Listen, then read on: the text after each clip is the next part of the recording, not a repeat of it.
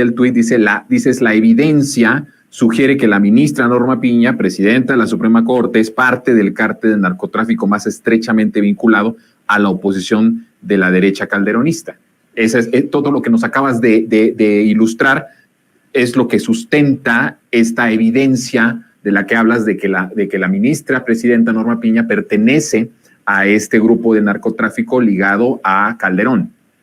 Digamos, hay evidencias que apuntan en esa dirección. ¿Qué es lo que pasa con el tema del narcotráfico, mi querido Jonathan? Es muy difícil verificarlo en la práctica, en la realidad, porque una característica singular, digamos, de la delincuencia organizada en general, es que sus momentos decisivos discurren en la más férrea opacidad y clandestinidad. Entonces nosotros no tenemos elementos de comprobación como sí lo podemos tener en relación con otras áreas de estudio, ¿no? Con otros objetos de análisis. En el caso del narcotráfico puntualmente es muy difícil tener, digamos, una gama amplia de elementos comprobatorios.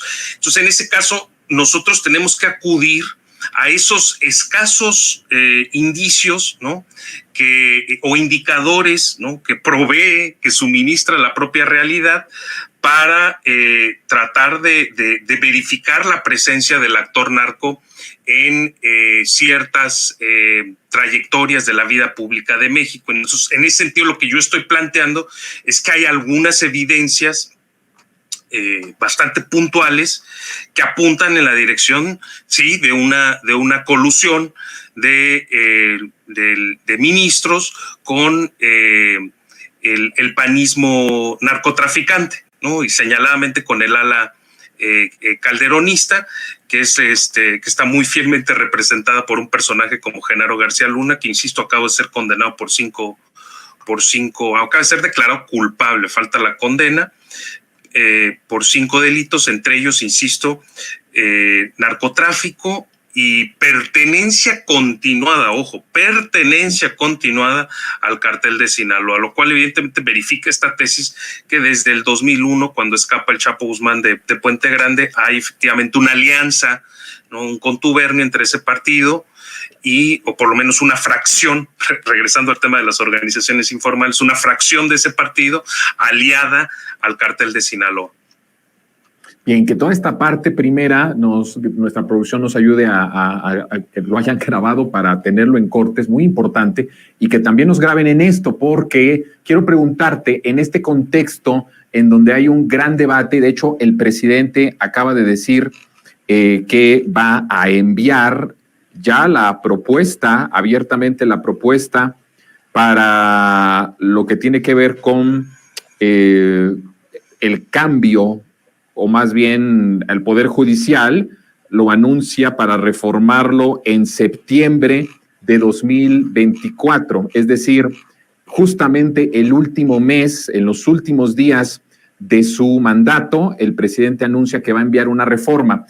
Si esta reforma no avanza, porque la única forma de poder avanzar es con el apoyo popular, con el llamado Plan C, y que ahí tenemos también que explicar y ser mucho más claros cómo podríamos tener una mayoría que pudiera decidir algo tan importante como es una reforma de gran calado al Poder Judicial, que ese es otro de los grandes temas.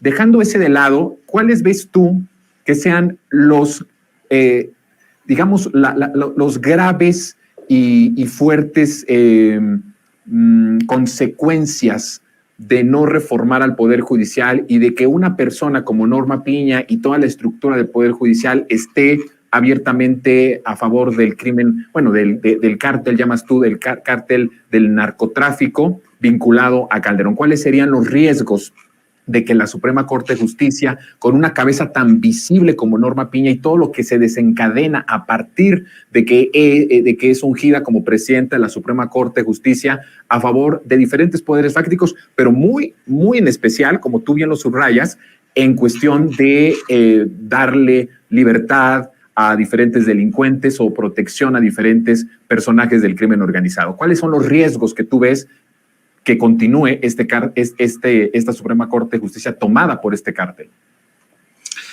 Bien, Pues mira, uno de los planteamientos centrales de la estrategia de paz y seguridad del nuevo gobierno, y que muchas veces pasa más o menos desapercibido, es que se sustrae al Estado de la ecuación delictiva. Es decir, el Estado deja de ser el principal actor criminal y el principal violador de derechos humanos. Ese es el planteamiento central del plan de paz y seguridad del gobierno del presidente Andrés Manuel López Obrador.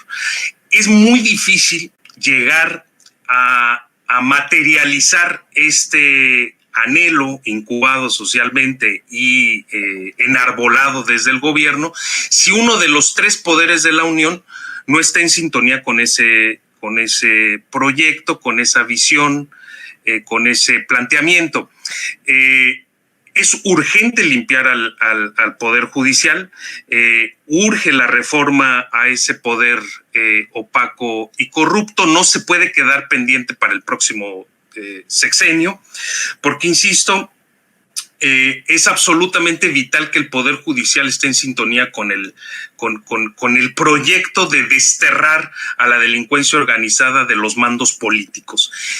Y el Poder Judicial tiene una singularidad, ¿sí? Que, digamos, es el único de los tres poderes que tiene la facultad de suspender la aplicación de la ley. Es decir, suspender la aplicación del derecho y de la ley es un servicio que solo puede proporcionar el Poder Judicial y que de hecho lo está proporcionando, como estamos viendo tangiblemente, ¿no? Uh-huh. Es decir, no va a cesar la impunidad que tiene, digamos, un registro que oscila entre 95 y 100% en las entidades federativas, hasta que no se reforme radicalmente esa rama del Estado. O sea, si tú les preguntas a las familias de las víctimas, a los periodistas, a los defensores de derechos humanos, ¿cuál es el principal detonante de la violencia sostenida en México? La respuesta es prácticamente unánime: la impunidad. E insisto, impunidad significa no aplicación de la ley, que es una acción, no es necesariamente una omisión, es una acción, es un servicio inclusive que una rama específica del Estado presta a la delincuencia organizada. La suspensión, insisto, de la aplicación de la ley.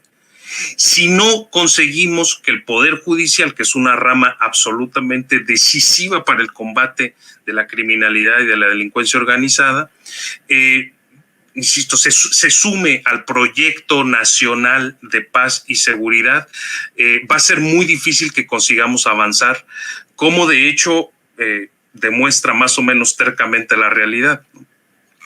Ahora, eso es muy